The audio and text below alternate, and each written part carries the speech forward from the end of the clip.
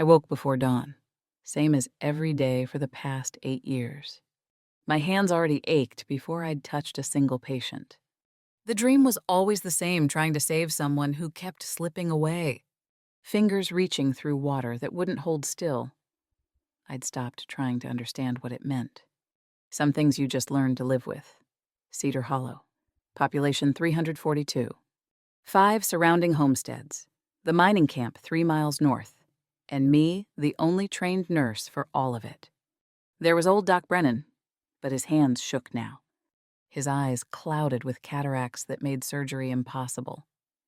The real doctoring fell to me. The births, the fevers, the accidents that happened when men worked with horses and machinery and too much pride. I dressed in the dark. No need for a lamp. I could navigate my small house blind. Kitchen. Medical bag by the door. Notes scattered across the table like accusations. Mrs. Chen's twins have croup again. Check Morrison boy's splint. Sarah Whitmore pregnancy complications. Daily monitoring required. 3 visits before breakfast. That was my pattern. I stepped into the cold November air and started walking. The town knew my footsteps by now, knew not to expect greetings or small talk. I had work to do.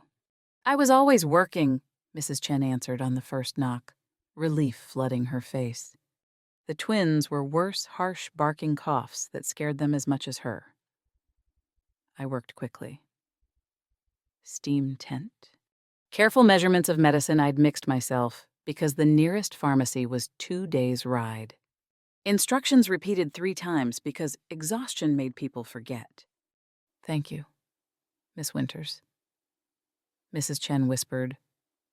I nodded, packed my bag, moved to the next house. The Morrison boy was healing well. The splint held. His mother tried to pay me with eggs. I took 2 and left the rest. They needed them more than I did. Sarah Whitmore's house sat at the edge of town. 6 months pregnant with complications that terrified me, placenta positioned wrong. Bleeding that came and went. I checked her carefully, hiding my worry behind professional calm. How much longer? She asked. 3 months. Maybe less. We'll manage it. Will the baby? We'll manage it. I repeated, firmer, because she needed certainty, even if I had none to give. I walked home as the sun rose. My kitchen table waited with its pile of notes. Who needed medicine? Which family couldn't pay? Promises I'd made and had to keep because my word was all I had in this place. 1 coffee cup, 1 plate. Always just one. I'd stopped noticing when that happened. When had solitude become so ordinary? I didn't even see it anymore. There was a dress in my wardrobe I hadn't touched in 3 years. Blue silk, sent by my sister from St. Louis, for courting. She'd written, for dances, for living. Kate? I'd never even unfolded it. The last man who'd tried courting me was Henry Marsh, the school teacher. Sweet man. Patient man. Until I missed our 3rd planned dinner to set a dislocated shoulder. He married someone else within 6 months. I'd felt relief then. 1 less thing to manage. 1 less person to disappoint. I ate standing up. Bread and cheese. The eggs from Mrs. Morrison. Food was fuel, nothing more. Mrs. Patterson found me making afternoon rounds. Her 4th grandchild had arrived the night before I'd been there for the birth. Steady and capable, as always. You can't do this forever, Kate, she said. Not unkindly. I smiled, washed my hands in her basin. Forever is just 1 more day. I can manage 1 more day. It was a lie I'd perfected. Forever was a collection of 1 more days. Stretched across 8 years until I couldn't remember what anything else felt like. That evening, I stopped by Doc Brennan's office. He was trying to suture a cut on a ranch hand's arm. His hands shook so badly the needle kept missing. The ranch hand's face was pale, patient, but I could see the fear underneath. "I'll take it, Doc," I said quietly. He looked at me with apology and relief warring in his rheumy eyes, handed me the needle, stepped back. I worked quickly. Clean stitches, steady hands, always steady. The ranch hand left. Doc Brennan sat heavily in his chair. "It's getting worse," he said. "I know." "Kate, you can't. I can manage." The lie again, smooth as river stones from repetition. "Rest. Doc." "I'll lock up." I walked home in the dark, let myself in. Sat at my kitchen table with its single plate, its single cup, its mountain of other people's needs. My hands ached. I wondered, distantly, when they'd started hurting. When had pain become so ordinary I didn't even feel it anymore? When had I stopped noticing that I was disappearing into this work, one patient at a time, until there was nothing left of me except the doctoring? I looked at my hands in the lamplight.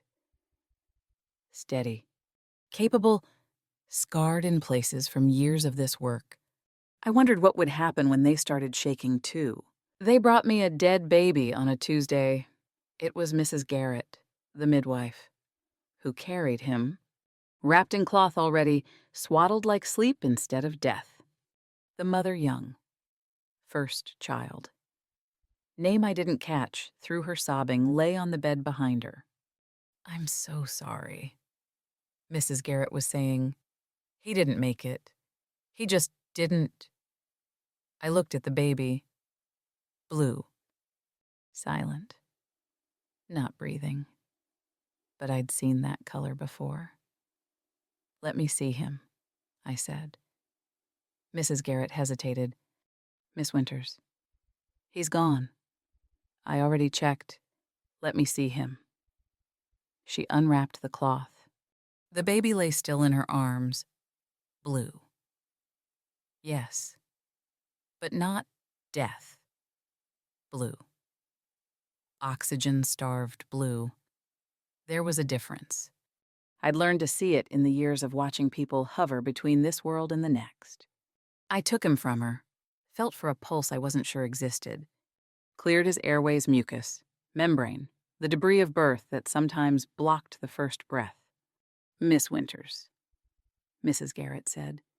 "He's been gone for—" I pressed my mouth to his and breathed, tiny puffs of air into lungs that might never fill. "Kate," the father said from the doorway, "please, let him go."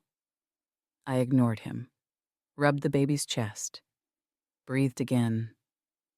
Rubbed, breathed. The mother stared at the wall, already grieving, already planning a burial for the son she'd carried but never held breathing. Minute 5, minute 10.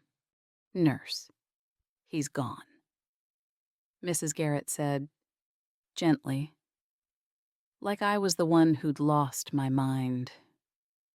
Maybe I had. Minute 15. My arms ached. My lungs burned from breathing for 2. The room watched me like I was performing some mad ritual that couldn't possibly work. But I'd seen that color before, and I refused to be wrong. Minute 20. He gasped. Small sound. Desperate. Like drowning in reverse. Then he cried. And the mother screamed. Not grief this time. Something else. Something raw and grateful and breaking. Joy and terror sound the same at that volume. That scream followed me home, echoed in my head, stayed. I walked through the dark streets of Cedar Hollow in my blood-stained apron and couldn't remember the walk. Couldn't remember anything except those 20 minutes. The watching eyes, the voices telling me to stop. The moment I'd almost believed them, I reached my porch and pulled out my key. My hands shook so badly I couldn't find the lock. I tried again. Again, The key scratched against wood, missing the keyhole by inches. My fingers wouldn't steady, wouldn't obey. I'd worked for 20 minutes to save a life, and now I couldn't unlock my own door. I sat down on the porch steps. The sun rose while I sat there. Stars fading, sky lightening. Cold November dawn settling into my bones. I replayed those 20 minutes over and over. Had I been right? What if I'd been wrong? What if next time I was wrong?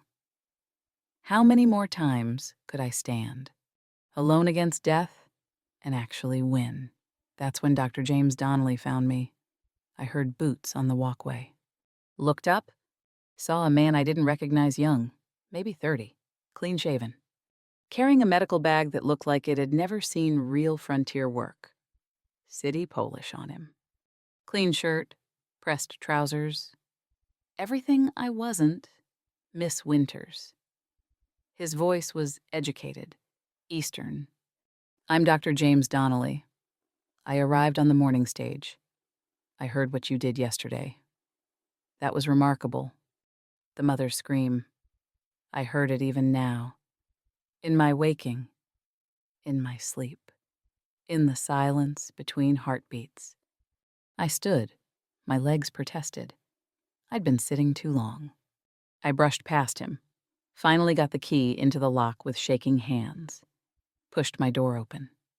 We don't need another doctor, I said. My voice came out rougher than intended. We need more sleep and less sickness. The Territorial Medical Board sent me to assist Doc Brennan. I'm staying 6 months. I turned, looked at him properly. He was younger than I'd thought, probably fresh from medical school.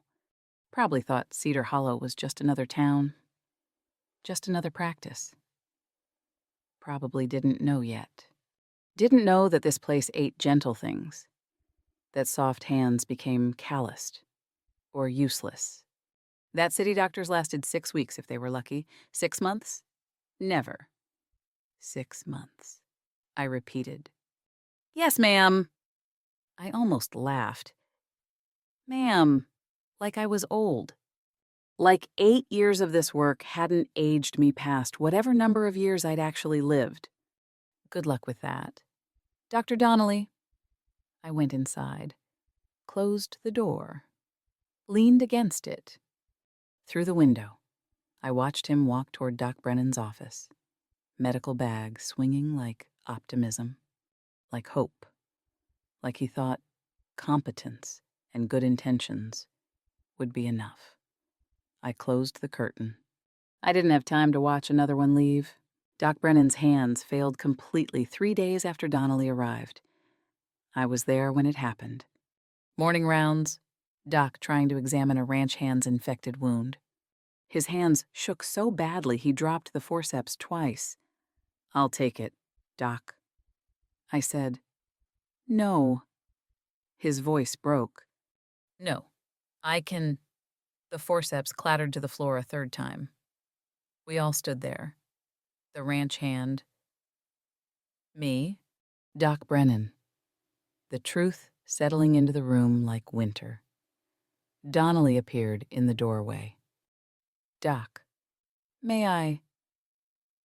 Doc Brennan looked at his hands, really looked at them. Trembling, useless. The hands that had delivered half of Cedar Hollow, that had set bones and stitched wounds and signed death certificates. He sat down heavily. Wept.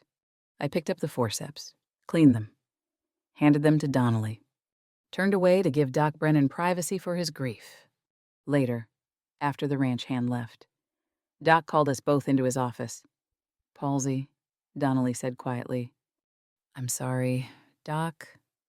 How long have you known? I asked. 6 months? Maybe longer. Doc looked at me. Kate, you can't do this alone anymore. I can manage. No. Firm. The firmest I'd heard him in years. You'll need to work with Dr. Donnelly now. I can advise, but the hands-on work.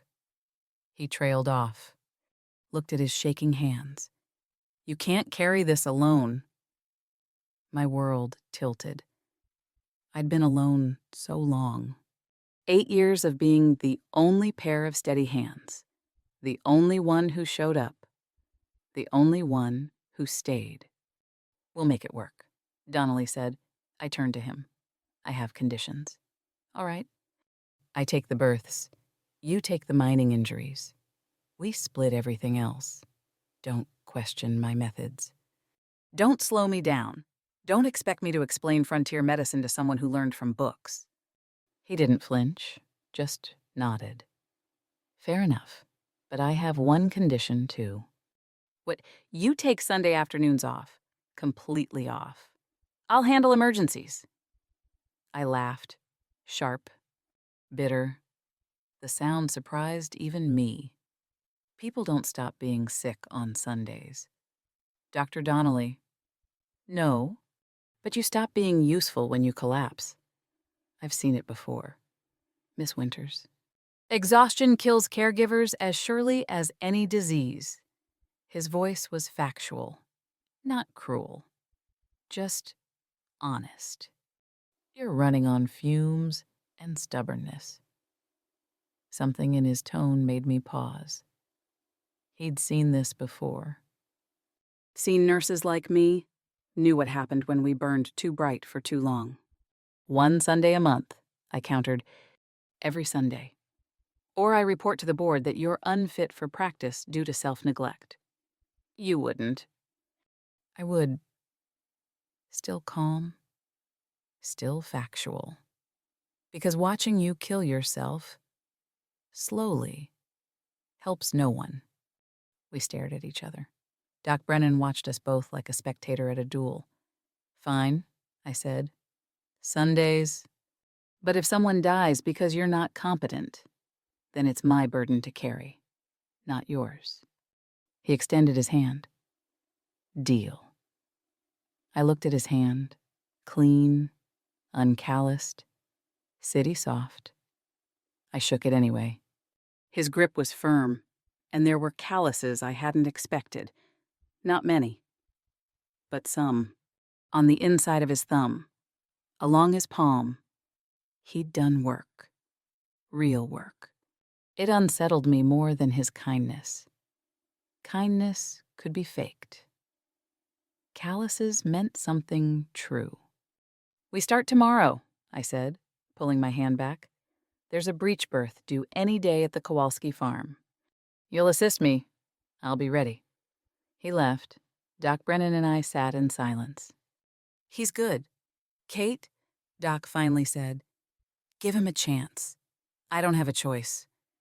You always have a choice. I stood, gathered my bag. I should check on Sarah Whitmore. Kate. I stopped at the door. It's all right to accept help. It doesn't make you weak. I didn't answer. Didn't know how to explain that accepting help meant admitting I'd needed it all along. Meant acknowledging that 8 years of doing it alone had been slowly killing me. That night, I stood in my kitchen and stared at my single coffee cup. Pulled out a second cup from the cabinet. Set it beside the first. Stared at them both. Picked up the second cup. Put it away. Took it out again. The cup sat there on my counter. Empty. Accusing, I didn't know if I was preparing for partnership or saying goodbye to the solitude that had kept me safe. For so long, I left both cups out in the morning. I'd decide. The Kowalski baby came on a Thursday. I'd been checking on Mrs. Kowalski every other day for 2 weeks. First baby, breech position, mother-built small, dangerous combination. The kind of birth that could go wrong in a dozen different ways. Donnelly arrived at my door before dawn. I was already dressed, bag packed. How did you know? I asked. Mr. Kowalski came to the boarding house an hour ago. I told him I'd get you. We walked to the Kowalski farm in silence. 3 miles. The sun rose as we walked, our breath visible in the cold air. He didn't try to fill the silence with chatter. Didn't ask questions. Just walked. I'd forgotten men could be quiet. The birth took 6 hours. Britch. Like I'd known. Baby's feet first. Mrs. Kowalski screaming. Mr. Kowalski pacing outside because I'd banned him from the room. Panicked husbands were worse than useless. Donnelly assisted. He was good. Better than good. He anticipated what I needed before I asked. Steadied Mrs. Kowalski when I needed both hands free. Monitored her pulse, her breathing, her blood loss. Handed me instruments without being told which ones. Never tried to take over. Never questioned my decisions. Just supported them. The baby came feet first into my hands. Blue. Not breathing, not again. I thought, but this time I had help. Suction, I said. Donnelly handed it to me. I cleared the airways, rubbed the baby's chest. The tiny body lay limp in my hands. "Come on," I whispered. "Come on." Donnelly's hand on my shoulder. "Steady. You've got this." The baby gasped, cried. Pink flooded into blue. Mrs. Kowalski sobbed with relief. I handed her the baby. Cleaned up. My hands were steady, but my legs shook. We walked back to town in the afternoon light. Frost on the grass. The world sharp and clear and alive. "You were right about the breach," Donnelly said. "I usually am. And modest, too." I glanced at him. He was smiling, small, gentle, not mocking. "How many breech births have you done?" I asked. 3 in medical school, under supervision. That was my 47th. Then I'm glad I was assisting and not leading. Something in my chest loosened. Just slightly. We worked together for the next 3 weeks. Divided patients, consulted on difficult cases, worked separately in the same space. I watched him when he didn't know I was looking. His technique was sound, gentle with patience, listened more than he talked, didn't waste movement, didn't waste words. Small kindnesses appeared. Coffee waiting for me during a long night with fever patients. He'd learned I took it black. My medical bag's broken hinge fixed one morning without comment. I discovered he'd been checking on my Sunday patients, not taking over. Just making sure no one died while I rested. "You didn't have to do that," I said. "I know. I could have managed." "I know that too." I wanted to argue. Wanted to tell him I didn't need coffee or fixed hinges or Sunday coverage. But I drank the coffee while it was hot, used the repaired bag, let him cover Sundays. I told myself it was practical. 2 doctors worked faster than one. The coffee meant nothing. The fixed hinge was simple courtesy. I told myself a lot of lies that month. The truth was simpler and more terrifying. I'd started listening for his footsteps. Started noticing when he arrived, when he left, when he was in the clinic, and when he wasn't. When had his silence become familiar? When had I begun to miss it when he was gone? The coffee was bitter, the way I'd always made it, efficient, functional, no sugar, no cream, no sweetness. I'd forgotten sugar existed. Forgotten sweetness was possible. Sunday afternoon arrived. My first required day off in 8 years. I sat on my porch, hands idle, no patients to see. No emergencies to handle, just empty hours stretching ahead. I didn't know what to do with emptiness anymore. Through town. I saw Donnelly making rounds. My patience. My route. But he wasn't taking over. He was giving me space. Letting me breathe. I leaned back in my chair. Closed my eyes for the first time in years. I slept in daylight. Slept without dreaming of people slipping away through water I couldn't hold. When I woke, the sun was setting. I'd slept for 3 hours. I felt almost human. Little Emma Lawson died on a Wednesday, 7 years old. Diphtheria. Her parents had tried home remedies first, didn't want to pay for a doctor, didn't trust medicine, didn't call me until Emma couldn't breathe anymore. By the time I arrived, her throat had closed. Her lips were blue. Her small body fought for air that wouldn't come. I tried everything I knew. Everything I'd learned in 8 years of frontier medicine. Nothing worked. Donnelly arrived halfway through. Someone had fetched him. We worked together, trying to open her airway, trying to force breath into lungs that wouldn't accept it. Emma died in her mother's arms while we watched. I told the parents with a steady voice, professional, calm. This is what happens when you wait too long. This is what happens when you trust home remedies over medicine. I didn't say those things out loud, just thought them. I packed my bag with steady hands, walked away with a steady stride. All of it was performance. All of it was lies. I made it to the creek behind my house before the sobs came. Raw, ugly. 8 years of held grief pouring out. Not just Emma. All of them. Every patient I couldn't save. Every child who died because parents couldn't afford medicine or didn't trust it or called me too late. I'd lost patients before, learned to compartmentalize. Learned to move on because the next patient was always waiting.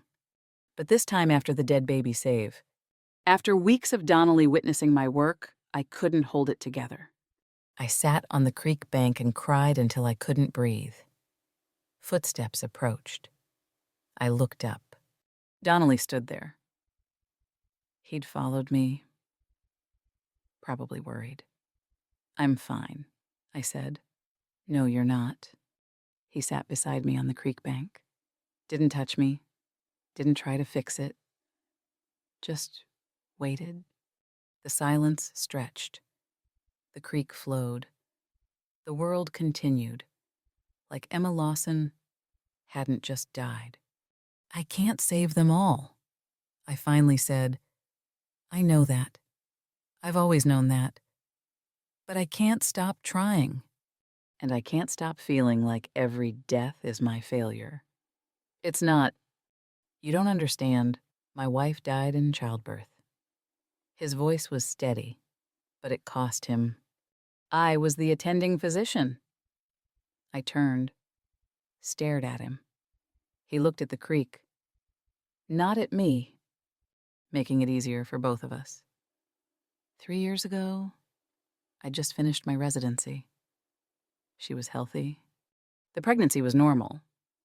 Then she hemorrhaged. I tried everything. It wasn't enough. James, I've spent 3 years learning the difference between failing someone and simply being human. He finally looked at me. You haven't failed anyone. Kate. First time he'd used my given name. First time he'd shared his past. I saw him differently then. Not an intruder. Not a city doctor playing at frontier medicine. A fellow soldier in an unwinnable war. I don't know how to do this, I admitted. How to care without carrying it all. How to let someone else share the weight. Maybe we figure it out together. I almost reached for his hand. Almost. The almost was progress. The pulling back was survival. I stood. Wiped my face. The Collins baby needs checking before dark. He stood with me. I'll come with you. This time, I didn't argue. We walked back through town together. People saw us, saw my red eyes, saw him walking beside me. They'd talk. Cedar Hollow always talked. I didn't care. The Collins baby was fine, just a cold. I prescribed rest and fluids and checked back in 2 days. Donnelly walked me home as the sun set. "Thank you," I said at my door. For what? For not trying to fix it. For just... I trailed off. Didn't have words. "I know," he said. He did. That was the terrifying part. The way he looked at me reminded me of my father. The way Papa used to check if I was all right without asking. Men and their silences. Sometimes the kindest language. I went inside. Set out 2 coffee cups for morning without thinking. Stared at them. He'd lost his wife the way I lost patience intimately. Professionally. Impossibly, we were both haunted. Maybe that's why his silence fit mine. I left both cups out. The mining accident happened 3 weeks later. Cave-in at the northern mine. 6 injured. 2 critical. The mining camp sent a boy running. He found me first. "Miss Winter's men hurt bad." I grabbed my bag. Started running. Met Donnelly halfway to the camp. Someone had fetched him too. We ran together. The scene was chaos, blood, screaming, panicked wives, 2 men unconscious. One with a crushed leg that needed immediate amputation. Others with broken bones, cuts, burns from the lanterns that had shattered. More than one person could handle. More than I'd ever faced alone.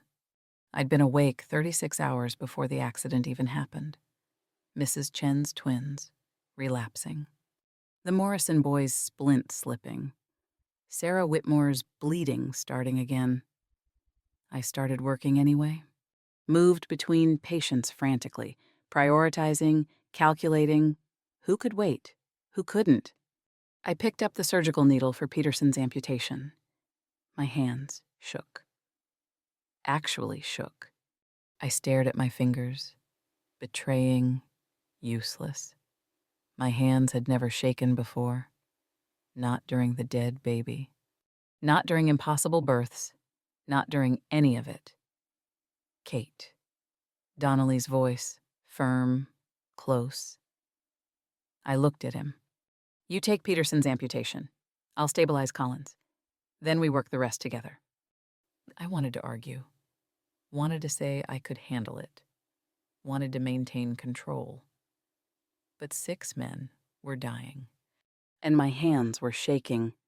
"Okay," I whispered. We split the patients. I focused on Peterson's leg. The amputation had to be clean, or infection would kill him anyway. Donnelly worked on Collins' skull fracture, internal bleeding, prayers more than medicine. We coordinated across the makeshift hospital the mining camp had set up, called out vital signs, shared supplies, moved in rhythm. He handled what I couldn't reach. I guided him through techniques he hadn't seen before. Frontier surgery wasn't medical school surgery. You worked with what you had and made it enough. We worked through the night. Saved 5 of the 6. Collins died at dawn. We'd known he would. The skull fracture was too severe. The bleeding, too internal. No hospital within 2 days' ride could have saved him, but watching him die still hurt. The mining camp fell quiet. The wives took the bodies, 5 men sleeping, sedated, bandaged. One body covered with a sheet. Donnelly and I sat against the camp wall, exhausted, covered in blood that wasn't ours. "I hate that I can't save everyone," I whispered. "I know. Me too. But I couldn't have saved the 5 without you." He didn't look at me. Kept staring at the covered body. Making it easier? Maybe being enough together is better than being not enough alone. My hands had shaken. For the first time in 8 years, my hands had actually shaken.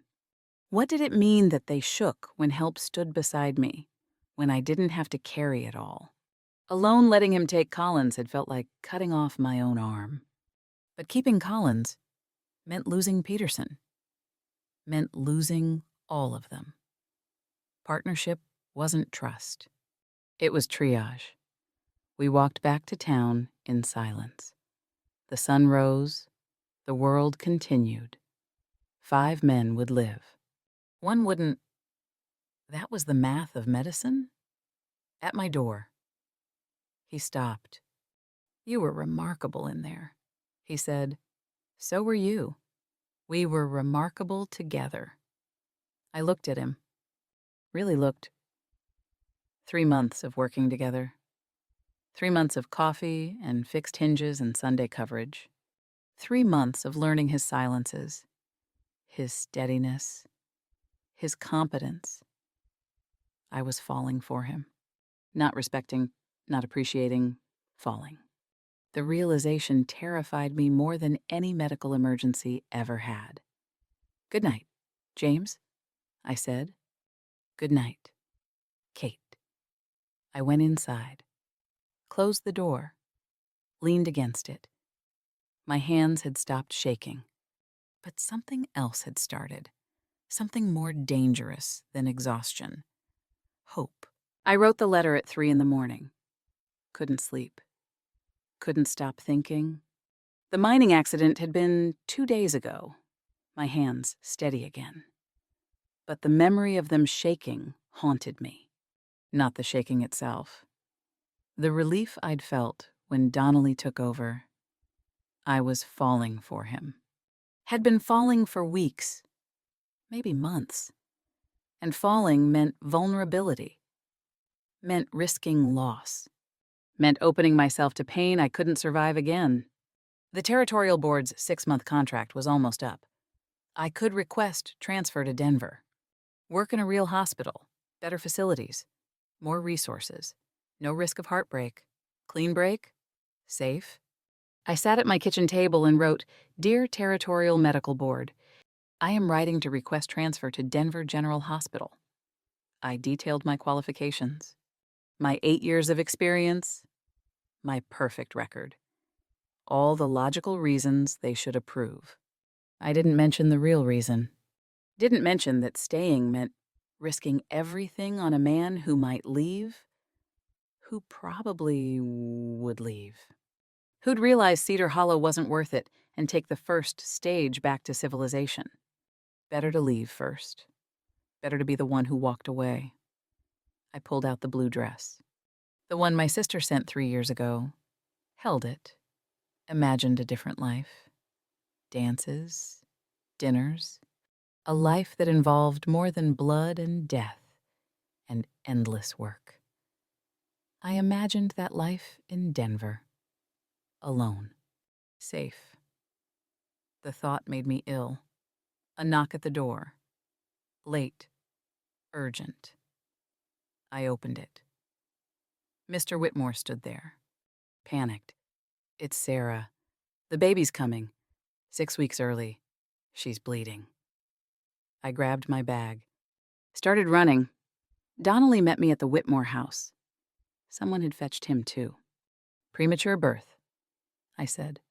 "Complications from the placenta position. What do you need?" "Steady hands and hope." We worked together. Sarah hemorrhaging. The baby too small. Too early. Fighting for life before he'd even fully formed. I handled the baby. Donnelly stopped Sarah's bleeding. My skill. His calm. Our combined will. The baby gasped. Tiny. Fragile. But breathing. Sarah survived. Barely. We left at dawn. Walked through empty streets. Our hands brushed. Neither of us pulled away. "The board wants to know if I'm staying," Donnelly said suddenly. I stopped walking. Looked at him. I told them I'd decide after I talked to you. My heart stopped. Stopped again. Why me? Because I'm not staying for the practice. He turned, faced me fully. "I'm staying for you. Kate, if you'll have me, as a colleague, as a friend, as whatever you're willing to risk." The letter was in my pocket, my escape plan. my safety. "I don't know how to do this," I whispered. The last man who tried courting me gave up after 3 missed dinners. I'm not good at this. At letting someone close, I'm not courting the woman who misses dinners. His voice was soft, certain. I'm courting the woman who saves babies no one else believes in. The woman who cries by creeks and works until her hands shake and still shows up the next day. He stepped closer. I'm courting my equal. Kate, and equals don't run. I had the letter in my pocket. The sun was rising. He was waiting.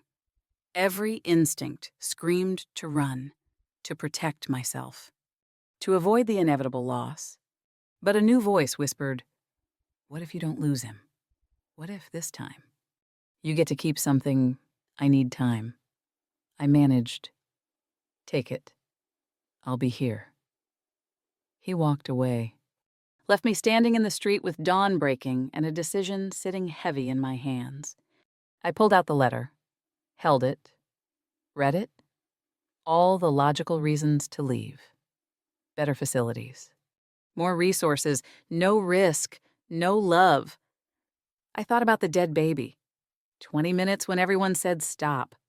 20 minutes of refusing to give up. What if I applied that same stubbornness to my own life? What if I refused to give up on the possibility of happiness? I noticed the second coffee cup that morning before I realized I'd set it out.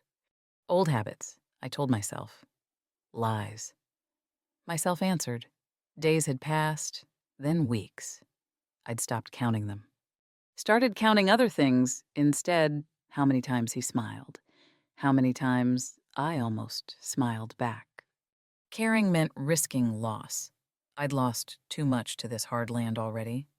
What did I have left to lose everything? I had everything left to lose now. That was the problem. Sunday morning, my rest day, I sat at my kitchen table with the letter, read it over and over. All the logical reasons, all the safe reasons, all the lonely reasons. The blue dress hung on my bedroom door. I'd taken it out last night. Looked at it.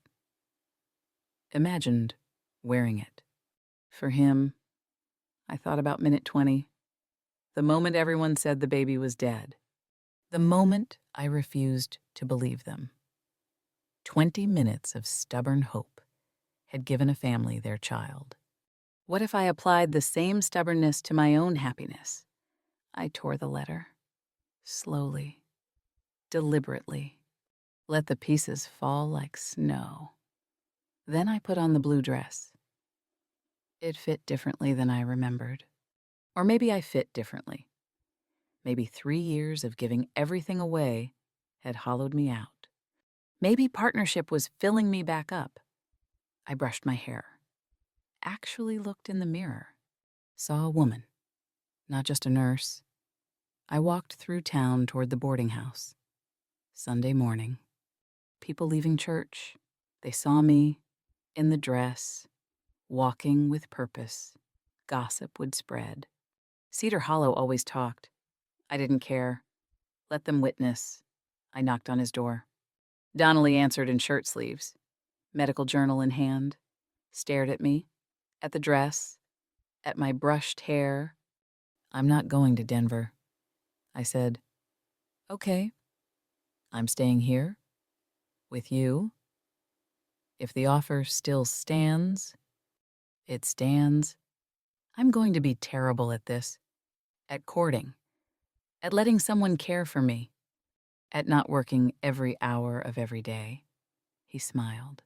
Slow, warm. Good thing I'm patient. I might run. I probably will run. When it gets too real. Too scary. Then I'll wait on your porch until you come back. Like I did that first morning. He stepped closer. I know who you are. Kate. I know you're the woman who fights for 20 minutes when everyone else has given up. I'm not asking you to change. I'm asking you to let me fight beside you. I'd spent 8 years thinking love was the risk. Standing on his porch, Heart pounding, I realized loneliness was the real risk. I'd been gambling with my life on isolation. Time to try different odds. I took his hand. Not passive, not rescued. Actively choosing. Courting me won't be easy, I warned. Saving babies isn't easy either. You do it anyway. I kissed him first. Claimed the moment. Claimed him. Claimed my right to happiness after years of only giving. He kissed me back, his hands in my hair, my hands on his shoulders, the blue dress silk between us. When we broke apart, he was grinning. Does this mean I should tell the board I'm staying permanently? Tell them we're both staying as partners. In practice, and I hesitated. Old fears surfacing like drowning victims. And in life, he finished, if you'll have me. The yes came easier than expected, easier than breathing, easier than the 8 years of no I'd been living. Yes. His hands were calloused. Mine were too. We'd both earned our scars honestly. Maybe that was love two people scarred in similar places, learning to be gentle with each other's wounds. We should probably discuss practical matters. I said, living arrangements, how to split the practice. Whether he kissed me again. Stopped the words. Later, he said against my mouth. Practical later. I laughed, actually laughed. The sound surprised me. When had I last laughed? When had I last allowed myself joy? We stood on his porch in the Sunday morning. Light, the town watching, the future uncertain. But for the first time in 8 years, uncertain felt like possibility instead of threat. I love you, he said. Simple. True. I love you too. The words came easier than expected. Maybe love was always easier than fear. We just forgot that sometimes. Marry me, he said. Yes. No hesitation. No doubt. Just yes.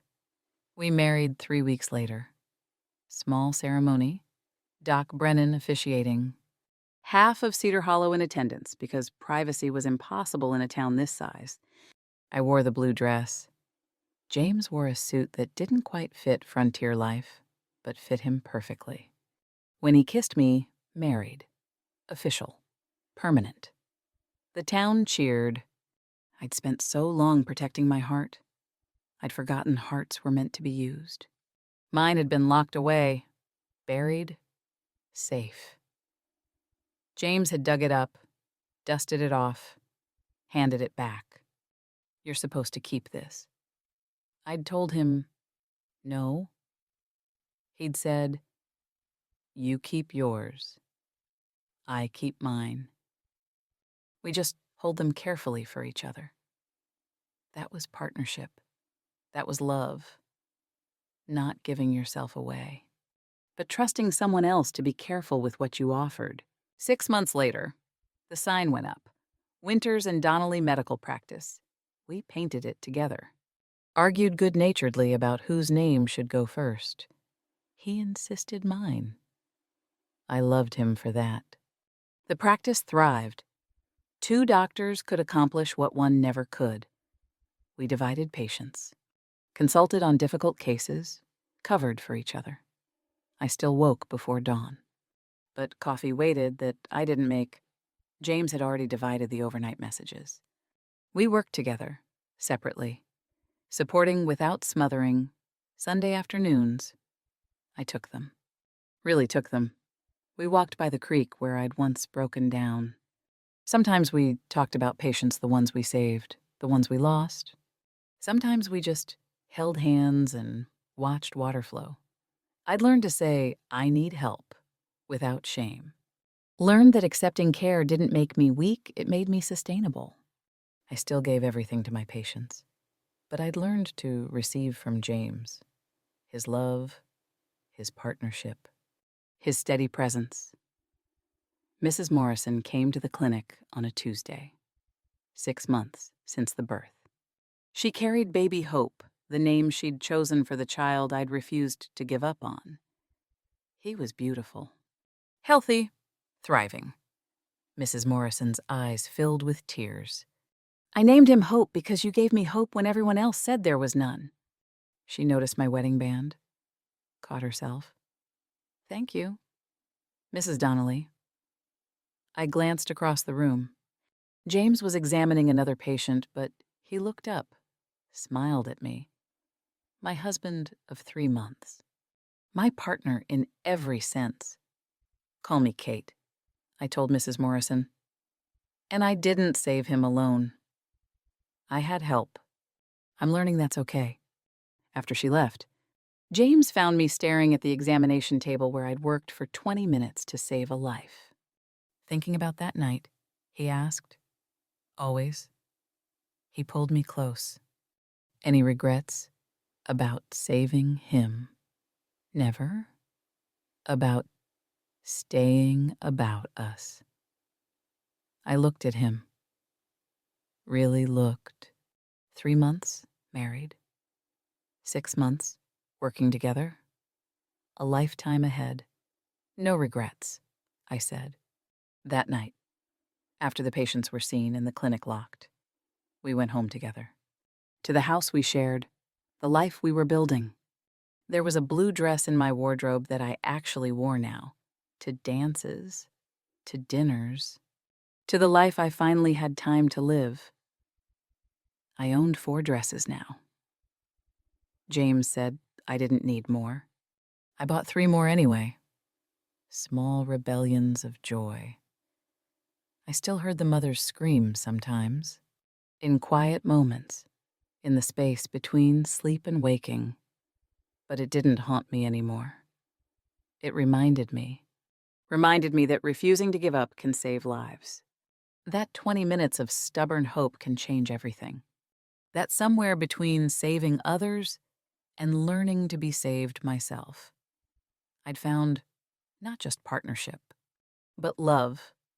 I stood at our kitchen window that night, watched stars appear over Cedar Hollow, felt James's arms around my waist. Happy? He asked. I thought about the question. Really thought. 8 years of exhaustion, of giving until empty, of being alone because alone felt safer. Then 3 months of coffee made by someone else, of shared burdens, of hands that didn't shake because I didn't carry everything anymore. Yes, I said. Happy. 20 minutes can change everything. So can the choice to stop running. So can the word yes. I'd learned to save lives. Then I'd learned to save my own. Both lessons were hard. Both were worth it. I set out 2 coffee cups for morning. Didn't think twice. The second cup was as natural as breathing now. The dead baby lived, and so, finally, did I